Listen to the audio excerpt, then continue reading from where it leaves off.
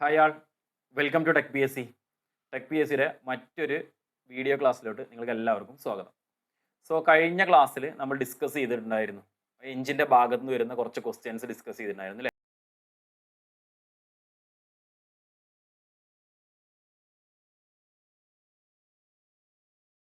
അപ്പോൾ ഇന്നത്തെ ഈ ഒരു സെക്ഷനിൽ നമ്മൾ എഞ്ചിൻ കഴിഞ്ഞു കഴിഞ്ഞാൽ ഓട്ടോമൊബൈൽ അടുത്ത ഒരു മൊഡ്യൂൾ എന്ന് പറയുന്നത് ചേസിസുമായി ബന്ധപ്പെട്ടതാണ്. ചേസിസ്, സസ്പെൻഷന്, ബ്രേക്ക് അല്ലേ, ആ കാര്യങ്ങളൊക്കെ തന്നെയാണ് നമ്മളുടെ രണ്ടാമത്തെ ഒരു 10 മാർക്കിൻ്റെ മൊഡ്യൂൾ വരുന്നത്. അപ്പോൾ റീസെൻ്റ്ലി AMVA സെയിം സിലബസ് പ്രകാരം വരുന്ന എക്സാമിൽ റീസെൻ്റ്ലി നടന്നിട്ടുള്ള എക്സാമാണ് സ്റ്റേറ്റ് വാട്ടർ ട്രാൻസ്പോർട്ടിലുള്ള ഫോർമാൻ എന്ന് പറഞ്ഞ എക്സാം.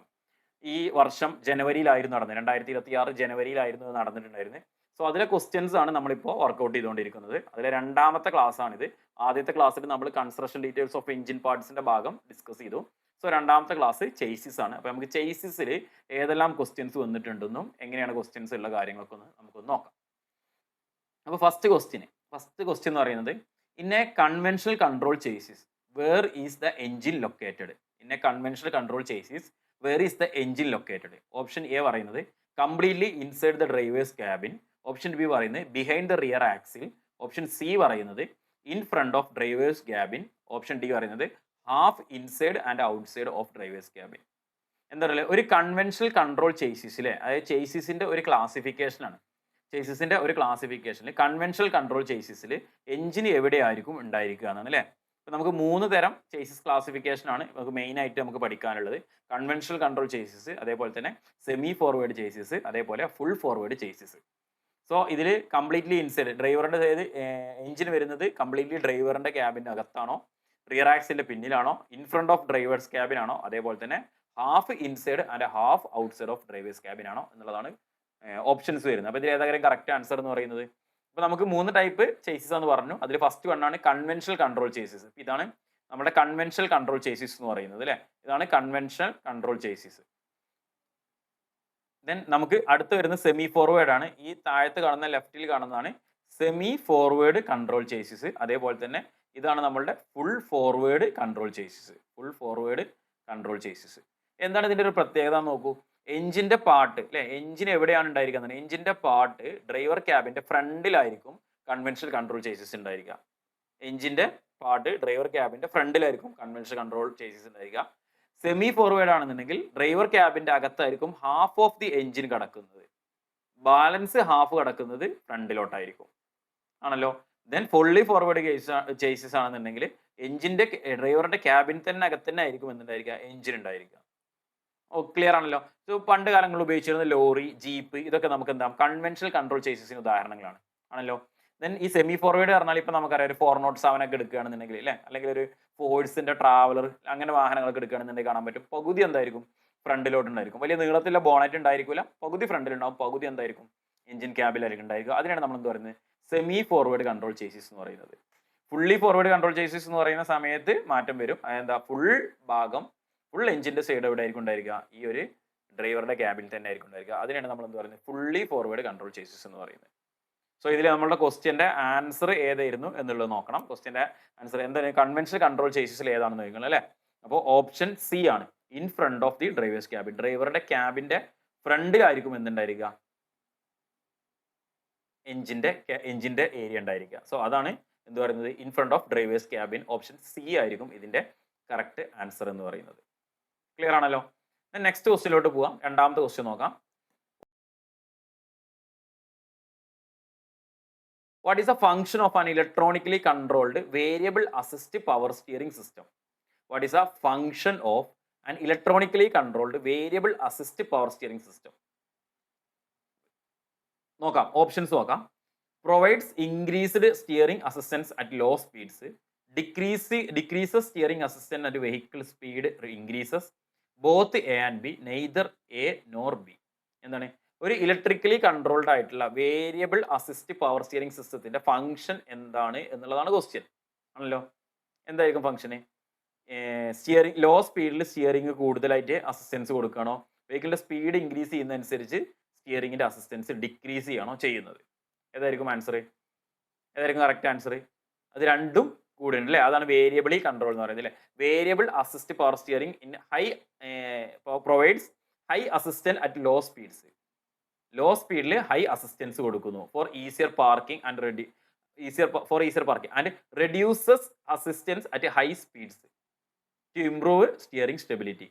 അല്ലെ, നമ്മളൊരു സ്പീഡിൽ പോകുന്ന സമയത്ത് നമുക്ക് സ്റ്റിയറിംഗ് കുറച്ച് എന്ത് ചെയ്താൽ മതി, തിരിഞ്ഞാൽ മതി. നമ്മളൊരു നിർത്തിയ സ്ഥലങ്ങളിൽ നിന്ന് വാഹനം തിരിച്ചെടുക്കാനോ റിവേഴ്സ് എടുക്കാനൊക്കെ ആണെന്നുണ്ടെങ്കിൽ ടേൺ ചെയ്തെടുക്കണമെങ്കിൽ നമുക്ക് അവിടെ കൂടുതലായിട്ട് വീല് തിരിയേണ്ടത് ആവശ്യമുണ്ട്. സോ ലോ സ്പീഡിൽ അങ്ങനെയുള്ള സമയങ്ങളിൽ മാക്സിമം അസിസ്റ്റൻസ് കൊടുക്കുക, ഹൈ അസിസ്റ്റൻസ് കൊടുക്കുക. ഹൈ സ്പീഡ് പോകുന്ന സമയത്ത് ലോ അസിസ്റ്റൻസ് കൊടുക്കുക. അതാണ് variable assist power steering system എന്ന് പറയുന്നത് കേട്ടോ. സോ ഓപ്ഷൻ എയും കറക്റ്റ് ആണ്, ബിയും കറക്റ്റ് ആണ്. സോ ഓപ്ഷൻ സി പറഞ്ഞിട്ടില്ല, ബോത്ത് എ ആൻഡ് ബി വന്നിട്ടുണ്ട്. നമുക്ക് കറക്റ്റ് ആയിട്ട് ആൻസർ വരുന്നത് ഓപ്ഷൻ സി ആയിരിക്കും. സി ആണ് നമ്മൾ എന്ത് ചെയ്യേണ്ടത്, ചൂസ് ചെയ്യേണ്ടത്. ക്ലിയർ ആണല്ലോ. നെക്സ്റ്റ് മൂന്നാമത്തെ ക്വസ്റ്റ്യനിലോട്ട് പോവാണ്.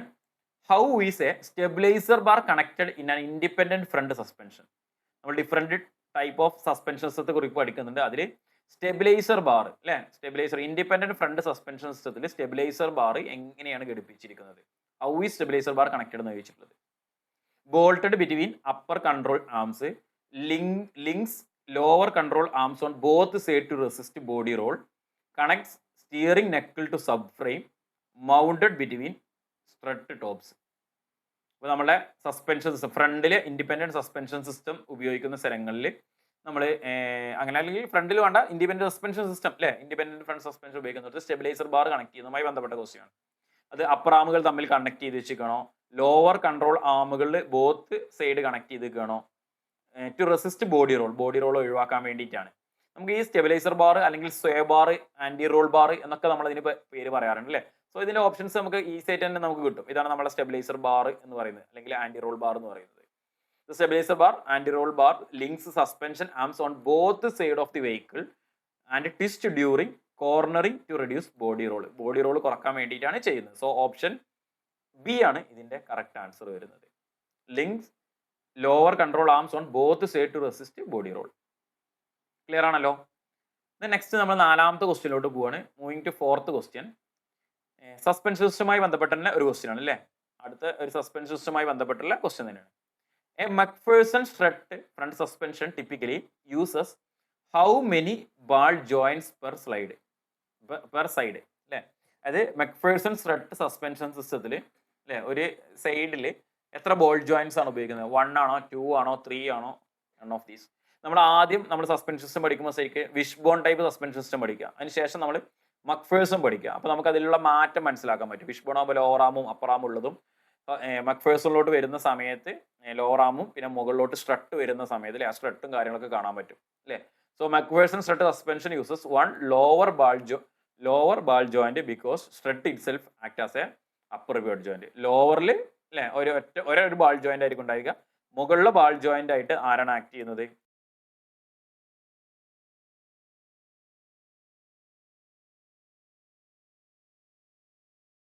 ഈ സ്ട്രട്ട് തന്നെയാണ് ആക്ട് ചെയ്യുന്നത്. സോ ആൻസേഴ്സിൽ നമുക്ക് വരുന്ന ആൻസേഴ്സിൽ 1 ഉണ്ട്. അപ്പോൾ 1 എ ആണ് കറക്റ്റ് ആൻസർ അല്ലേ. എ ആണ് കറക്റ്റ് ആൻസർ. ക്ലിയർ ആണല്ലോ. ഓക്കെ, നെക്സ്റ്റ് ക്വസ്റ്റ്യനിലോട്ട് മൂവ് ചെയ്യാം. അടുത്ത ക്വസ്റ്റ്യന് ഫിഫ്ത്ത് ക്വസ്റ്റ്യൻ നോക്കാം. Bump steer happens mainly when. Bump steering എപ്പോഴാണ് ബംബ് സ്റ്റിയറിംഗ് ഉണ്ടാകുന്നത്? അല്ലെങ്കിൽ അതെ, ബംബ് സ്റ്റിയറിംഗ് എന്താണെന്ന് കൺസെപ്റ്റ് അറിയുന്ന ആൾക്കാർക്ക് ഡയറക്റ്റ് ആൻസർ ചെയ്യാൻ പറ്റും.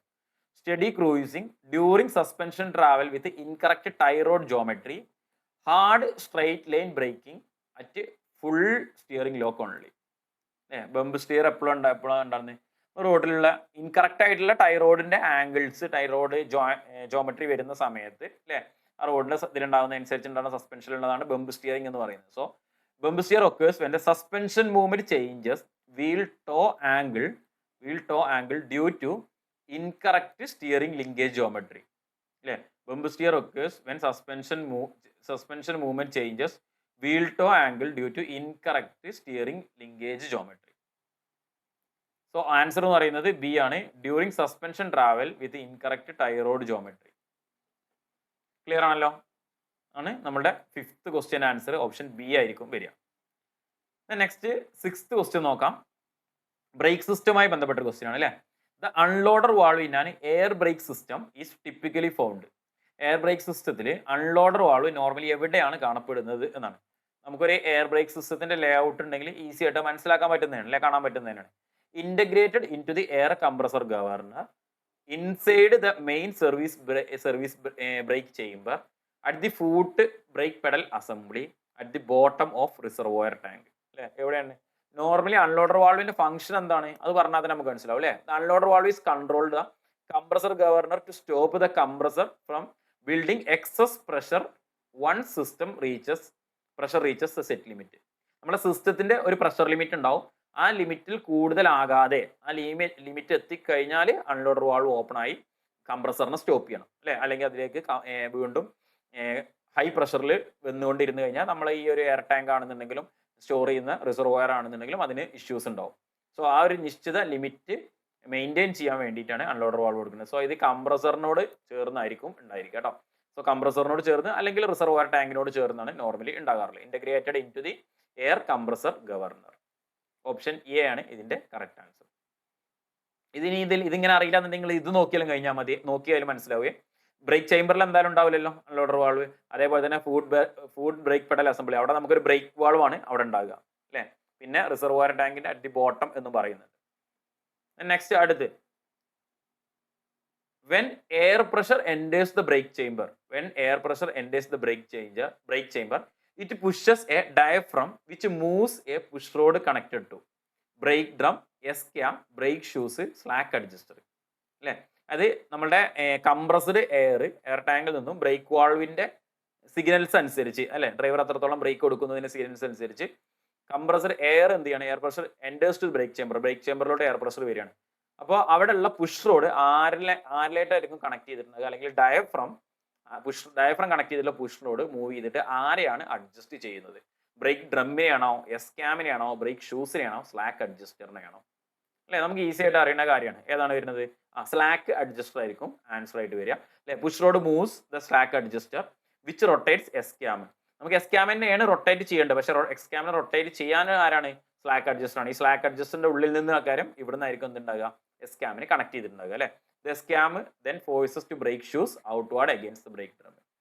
ആദ്യം ബ്രേക്ക് ചേംബർ ഉണ്ട്, ബ്രേക്ക് ചേംബറിൽ നിന്നും ഈ പുഷ് റോഡ് ഉണ്ടായിരിക്കും. പുഷ് റോഡ് കഴിഞ്ഞാൽ സ്ലാക്ക് അഡ്ജസ്റ്ററിൽ നിന്നും ഒരു കണക്ഷൻ വഴി S-ക്യാം ആണ് നമ്മൾ എന്ത് ചെയ്യുന്നത്, ബ്രേക്ക് ഷൂവിനെ, ബ്രേക്ക് ഡ്രമ്മിനെ റൊട്ടേഷനെ പിടിച്ചു നിർത്താൻ വേണ്ടിയിട്ട് പുറത്തോട്ട് എക്സ്പാൻഡ് ചെയ്തിട്ട് പിടിച്ചു നിർത്തുന്നത്. സോ ആൻസർ എന്ന് പറയുന്നത് ഓപ്ഷൻ ഡി ആയിരിക്കും, സ്ലാക്ക് അഡ്ജസ്റ്റർ.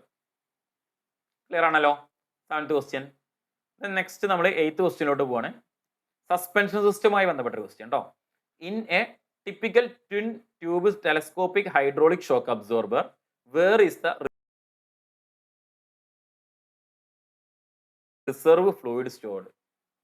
അതായത് നമ്മളുടെ ടെലസ്കോപ്പിക് ടൈപ്പ് ഷോക്ക് അബ്സോർബർ, അല്ലെങ്കിൽ twin tube telescopic type shock absorber എന്ന് പറയുന്ന ഷോക്ക് അബ്സോർബറിൽ അല്ലെ, അതായത് റിസർവ് ഫ്ലൂയിഡ് എവിടെയൊക്കെയാണ് സ്റ്റോർ ചെയ്തിട്ടുണ്ടാകുക? ഇന്നർ വർക്കിംഗ് സിലിണ്ടറിന്റെ അകത്താണോ, എക്സ്റ്റേണൽ റിസർവോയറിന്റെ അകത്താണോ, between inner and outer tubes ആണോ, ഡസ്റ്റ് ഷീൽഡിന്റെ കേസിംഗിലാണോ? അല്ലെ, നമുക്കൊരു ടെലസ്കോപ്പിക് ടൈപ്പ് ഷോക്ക് അബ്സോർബർ കാണാൻ പറ്റും, അതിൽ എവിടെയാണ് എന്നുള്ളത് അല്ലെ. എവിടെയായിരിക്കും റിസർവ് ഫ്ലൂയിഡ് ഉണ്ടായിരിക്കുക? The space between the inner working tube and outer working tube. Inner working ട്യൂബിന്റെയും ഔട്ടർ വർക്കിംഗ് ട്യൂബിന്റെയും ഇടയിലായിരിക്കും ആരുണ്ടായിരിക്കുക? ഈ റിസർവ് ഫ്ലൂയിഡ് സ്റ്റോർ ചെയ്ത് വെച്ചിട്ടുണ്ടായിരിക്കുക അല്ലെ. മൂവ്മെന്റ് അനുസരിച്ച് മാറുന്ന സമയത്തുള്ള എന്താണ്, റിസർവ് ഫ്ലൂയിഡ് സ്റ്റോർ ചെയ്ത് വെച്ചിട്ടുണ്ടായിരിക്കുക ഇന്നറിന്റെയും ഔട്ടറിന്റെയും ട്യൂബുകൾക്ക് ഇടയിലായിരിക്കും എന്നുള്ളത് ഓർത്തിരിക്കുക. നെക്സ്റ്റ് 9th ക്വസ്റ്റ്യൻ നോക്കാം. A metering valve delays front brake application until rear brake pressure builds to overcome which component? Master cylinder, caliper pistons, return springs in rear drums, vacuum booster. എന്താണ് ചോദിച്ചിട്ടുള്ളത്? Metering valve അല്ലെ, നമ്മുടെ break സിസ്റ്റത്തിലെ ഒരു ഭാഗമാണ് ആണല്ലോ. നമ്മളെ ഹൈഡ്രോളിക് ബ്രേക്ക് സിസ്റ്റത്തിലാണ് നമ്മൾ കൂടുതലായിട്ട് മീറ്ററിംഗ് വാൾവ് കണ്ടിട്ടുള്ളത്. മീറ്ററിംഗ് വാൾവിന്റെ ബ്രേക്ക് മീറ്ററിംഗ് വാൾവ് എന്നൊക്കെ പറയാറുണ്ട്. So metering valve until rear ബ്രേക്കിലെ പ്രഷർ ആവുന്നതിന് മുന്നേ ആ വിച്ച് കമ്പോണന്റ് അല്ലെ, അതാണ് വെച്ചാൽ പ്രഷർ ബിൽഡ് ചെയ്യുന്നതുമായി ബന്ധപ്പെട്ടാണ്.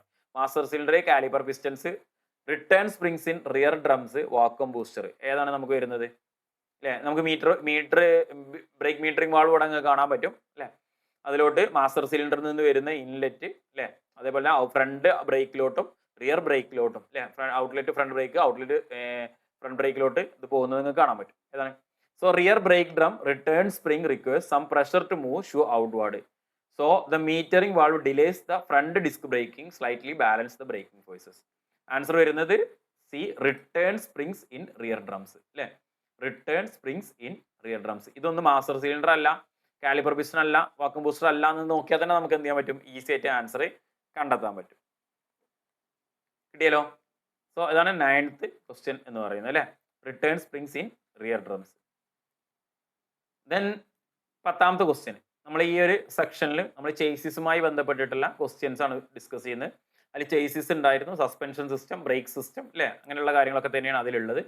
സോ ഇതിലെ സ്റ്റിയറിംഗ് സിസ്റ്റം അടക്കം ഇതിൽ ഏറ്റവും അവസാനത്തെ ക്വസ്റ്റ്യൻ ആണ് ഈ ഒരു സെക്ഷനിൽ.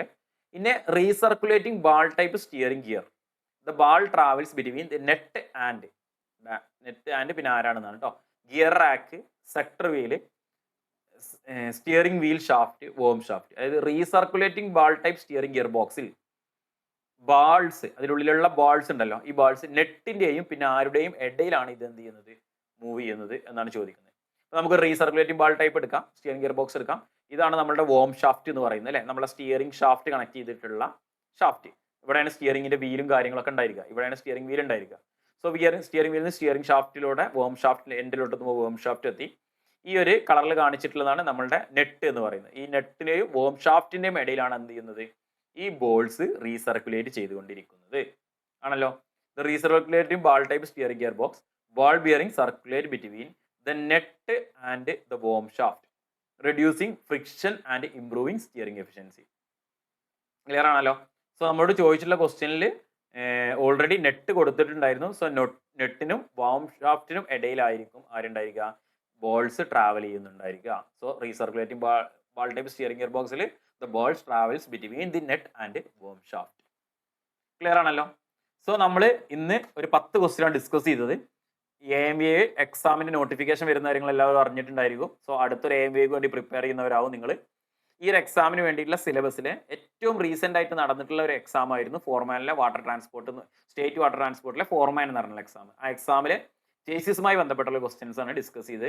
നെക്സ്റ്റ് ക്ലാസ്സിൽ നമ്മൾ ഇതുമായി ബന്ധപ്പെട്ടുള്ള ട്രാൻസ്മിഷൻ, ഇലക്ട്രിക്കൽ സിസ്റ്റവുമായി ബന്ധപ്പെട്ടുള്ള ക്വസ്റ്റ്യൻസ് അടുത്തൊരു ക്ലാസ്സിൽ ഡിസ്കസ് ചെയ്യും. Okay, thank you.